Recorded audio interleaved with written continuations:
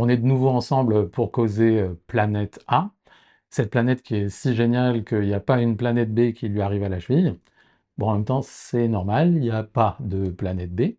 Bon, dans la vidéo précédente, on avait étudié la grande transformation et l'accélération de cette transformation de notre monde. Et on avait déjà pointé la responsabilité humaine, hein, puisqu'on a développé la notion d'anthropocène, hein, cette période géologique où l'homme modifie le monde. Mais on va rentrer un peu plus en détail cette fois-ci dans les causes précises de cette transformation et de son accélération. Alors évidemment, vous savez déjà probablement que la cause de l'augmentation des températures, bah, ce sont les concentrations en gaz à effet de serre, en particulier en dioxyde de carbone, en CO2.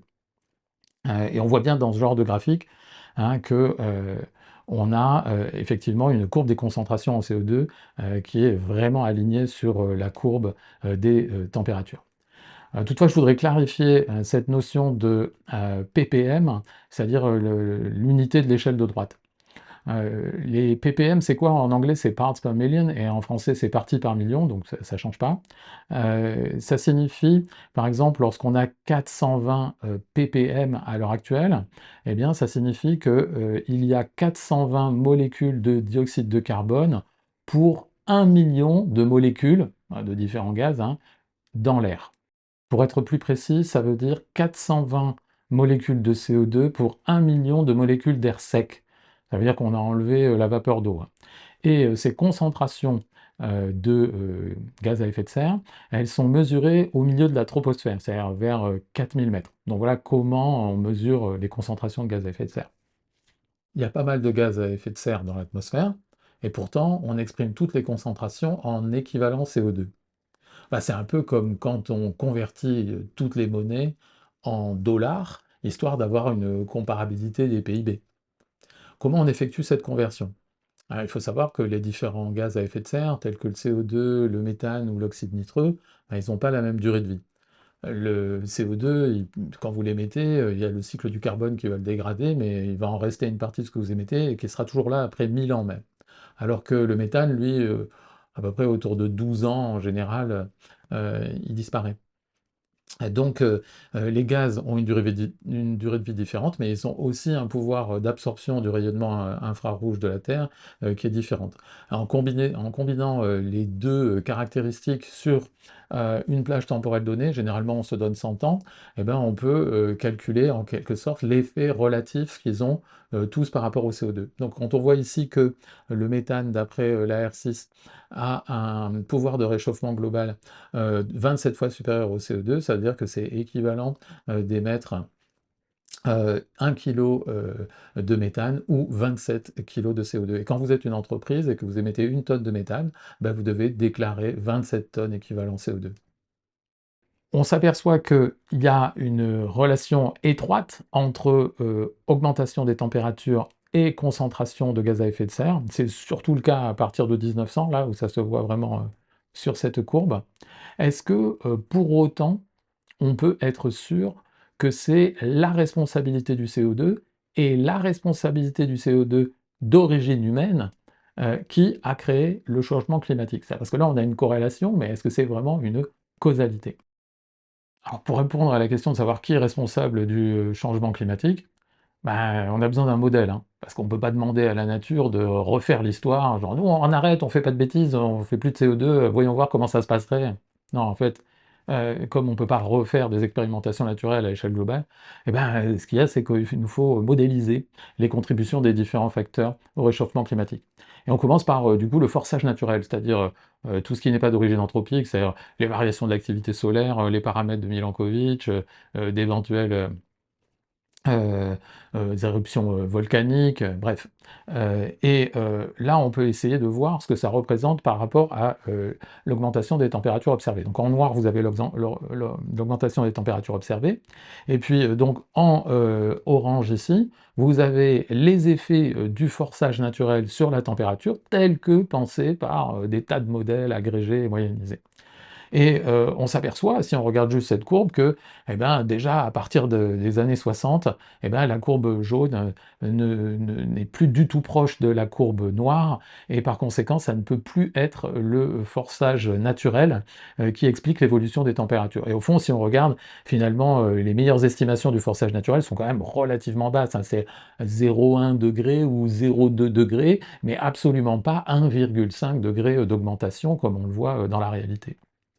Alors, il faudrait quand même prendre en compte les incertitudes, hein, et donc je vous trace ici les marges d'erreur sur ce forçage naturel d'après les différents modèles, et on s'aperçoit que néanmoins, même à partir de 76 à peu près, eh ben, la courbe noire est au-dessus de la marge supérieure, hein, du forçage naturel, et donc vraiment, on ne peut absolument pas attribuer le réchauffement climatique à l'évolution, en quelque sorte à la variabilité naturelle du climat.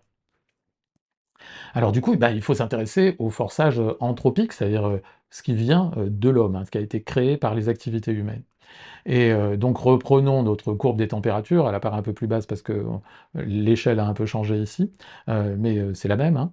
À ce moment-là, on peut introduire l'effet des gaz à effet de serre d'origine anthropique. Et on peut aussi rajouter les incertitudes. Alors ce qu'on observe, c'est qu'effectivement, ça colle bien avec la courbe des températures, mais il y a quand même un décalage, c'est-à-dire que le forçage par les gaz à effet de serre d'origine humaine est quand même très au-dessus de la courbe noire. Alors qu'est-ce qui se passe? Comment est-ce possible? Eh bien, c'est parce que il y a un autre effet qu'il faut prendre en compte, c'est celui des émissions d'aérosols d'origine humaine, hein, toutes ces poussières que l'homme injecte dans l'atmosphère par son activité, son activité par exemple économique. Ça a tendance du coup à diminuer enfin, le rayonnement entrant et donc à faire baisser les températures. Et il faut combiner les deux, hein, évidemment, pour avoir l'effet anthropique global.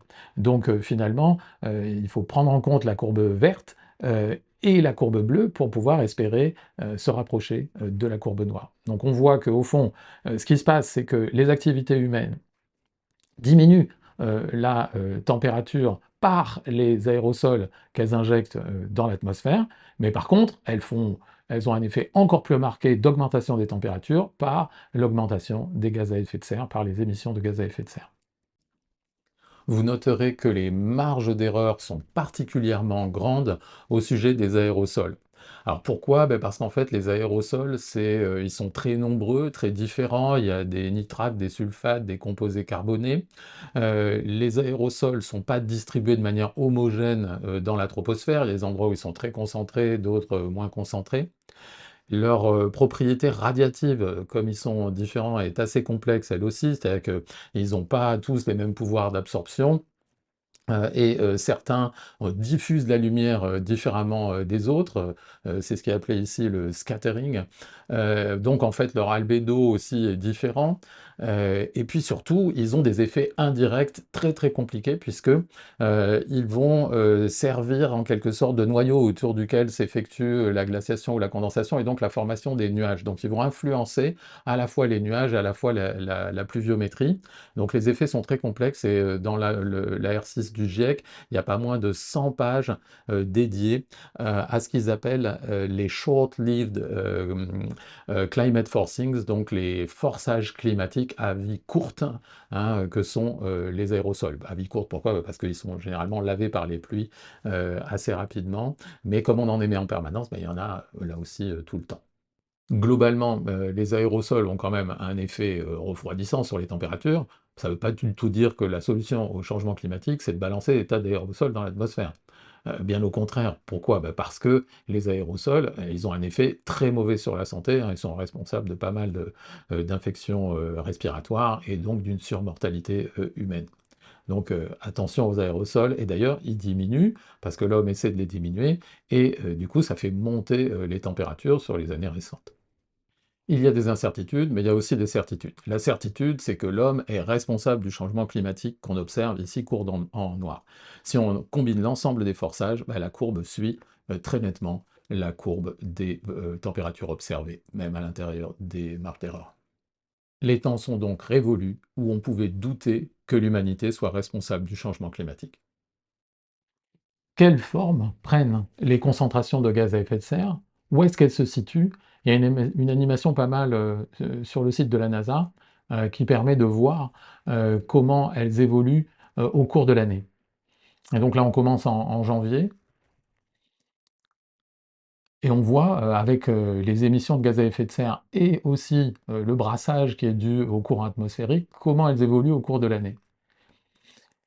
Et au cours du printemps, et jusqu'au cours du printemps, elles ont tendance à augmenter, hein, comme on le voit. Et puis, à partir de juin, elles diminuent énormément. Pourquoi? Bah, parce que la biomasse va, en fabriquant des feuilles, etc., capturer une grande partie des gaz à effet de serre. Et c'est simplement à l'automne, quand les feuilles commencent à tomber et qu'elles commencent à se décomposer, à relâcher des gaz à effet de serre, qu'on voit repartir à la hausse la concentration de gaz à effet de serre, qui est principalement massée dans le nord, ce qui explique aussi d'ailleurs en partie le réchauffement, pourquoi il y a l'amplification arctique dont nous avons parlé dans la vidéo précédente. Il y a une animation particulièrement intéressante qui a été faite par un des chercheurs de la NOAA, et elle nous retrace les concentrations de gaz à effet de serre sur la période récente, mais aussi sur des périodes beaucoup plus anciennes. Alors je la lance pour nous, et donc en rouge vous avez Mauna Loa dans le Pacifique, et en bleu vous avez le pôle Sud à partir de 79. Et on voit qu'il y a donc un battement, hein, en particulier au début à Mauna Loa est beaucoup plus marqué, un battement saisonnier, hein, et donc une oscillation saisonnière des gaz à effet de serre qui est très marquée. Là, on voit que à mesure que le pôle sud commence à avoir lui aussi un battement, on voit que ce battement est inversé, hein, c'est normal puisqu'on est dans deux hémisphères différents tout de même. Et puis il y a des tas de points qui s'ajoutent. Alors en 89, Mauna Loa passe les 350 parties par million de concentration de gaz à effet de serre. Et on voit que malgré les baisses saisonnières, eh bien, on a quand même une tendance globale à l'augmentation des gaz à effet de serre un peu partout sur la planète, et en particulier donc dans l'hémisphère nord. Avec des pics, hein, on se rapproche progressivement des concentrations à 400 ppm dont nous savons quelles sont aujourd'hui la situation du globe. Donc voilà comment, et on voit que les oscillations en concentration sont beaucoup moins marquées au pôle sud, quoi qu'il advienne, hein. L'Antarctique, moins marqué par les oscillations, sont beaucoup moins grande ampleur. Et puis ensuite, on peut revenir vers le passé. Alors c'est ça qui est marrant dans cette animation, c'est qu'après être allée vers le futur, elle repart en arrière. Elle repart en arrière avec finalement une tendance qui au début est un peu similaire, jusqu'en 1960. Et puis ensuite, elle va faire un espèce de saut de changement d'échelle, hein, pour pouvoir avoir des infos. Alors c'est du coup des infos qui sont d'ordre différent, puisque sur les périodes historiques comme ça, on n'a plus de mesure, hein, de concentration de gaz à effet de serre, et donc on les récupère d'après des forages glaciaires, donc soit à Epica, donc qui est dans l'Antarctique, soit à Vostok dans l'Arctique. Et donc après cette période de relativement faible concentration de gaz à effet de serre, mais néanmoins aux alentours de 280 à peu près dans l'âge pré-industriel, ben, on a vraiment une chute drastique aux alentours de 180 ppm qui correspondent vraiment à des âges glaciaires. Et si on recule dans le temps, cette fois-ci en centaines de milliers d'années avant Jésus-Christ, eh ben, on voit apparaître la périodicité d'une centaine de milliers d'années qui correspondent aux périodes glaciaires, euh, que nous avons déjà vues lorsqu'on a bossé sur lorsqu'on a étudié les paramètres de Milankovitch et les alternances de phase glaciaire et interglaciaire. Donc vous êtes ici en terrain connu. Il est important de comprendre que l'humanité ne paye pas en termes de concentration de gaz à effet de serre, et donc en termes d'augmentation des températures, l'intégralité des conséquences de ces émissions de CO2. Pourquoi? Ben, parce qu'il y a une grosse partie de ces émissions qui en fait ne se retrouvent pas dans l'atmosphère. Alors si on regarde par le cycle global du carbone, on va s'apercevoir que les émissions de carbone qui sont dues aux consommations d'énergie fossile sont proches de 10 milliards de tonnes. Alors attention ici, hein, on est en tonnes de carbone et pas en tonnes de CO2, ce qui fait qu'il faudrait multiplier ces chiffres par 3,67 pour avoir les équivalents CO2. Oui, parce qu'en fait, ça dépend de la masse atomique du carbone et du CO2. Donc attention à ce détail. Donc 10 milliards de tonnes de carbone à peu près émis en consommation de gaz à énergie fossile. À quoi il faut ajouter les changements qui sont liés, les changements d'usage de la terre, la déforestation par exemple, ce qui rajoute 1,1 milliard de tonnes aussi. Donc on est proche de 11 milliards pardon, de tonnes de carbone qui sont émis par les activités humaines.